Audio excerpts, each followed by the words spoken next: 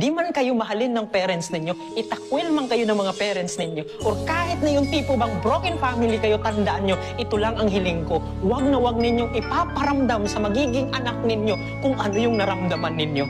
Because by the end of the day, yung ginagawa ninyo na nagmamadali kayo, uulit-ulitin nyo lang yung senaryo, yung cycle na nangyari sa inyo. Bakit? Magmamahal kayo, magmamadali kayo.